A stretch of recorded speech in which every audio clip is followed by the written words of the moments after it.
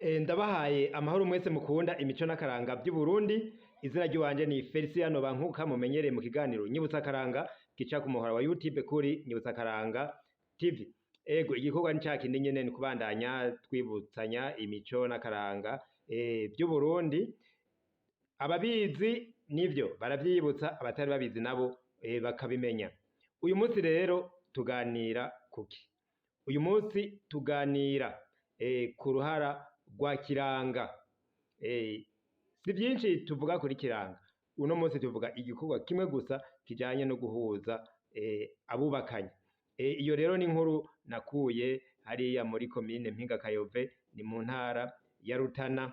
Ego abakurambere rero baratuyagira igikorwa uwo muntu abarundi bacako kugira ngo bashobore gusenga Imana.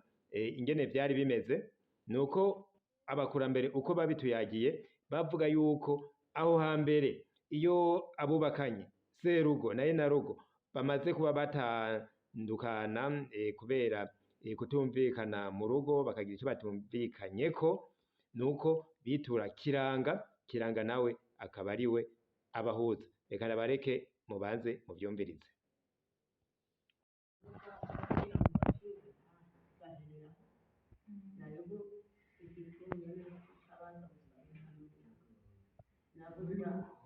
ubona ingorane nyine n'abapolisi bari na hafi, agira ikosa ukamuhamagara umupolisi. Ico gihe bamuhamagarira kiranga.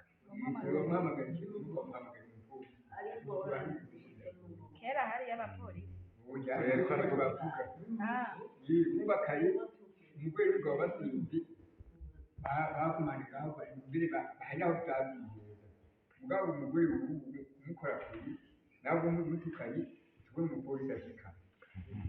Rero uko byakaye n'icyo biratandukanye. Eko murakoze cyane rero, nk'uko mushoboye kuvyumva kuri abo bakurambere babidushikirije, nuko umugabo n'umugore bashwanye hambere barondera kiranga. Kiranga rero akaba umuhuza ashobora kubanywanisha, hanyuma urugo rukabandanya ruranirwa. Nigihe bavuga ati mu bihe by'ubu bapfa kugira nako bapfuye, ukazabumva umwe yirutse ku bapolisi, ubundi yazanye abapolisi ngabo, umwe aragiye gupfungwa canke amande ngayo. Nuko ariko hambere siko byari bimeze, mumva imico yo hambere uko yari imeze. Ndabashimiye mwese rero, mugire amahoro.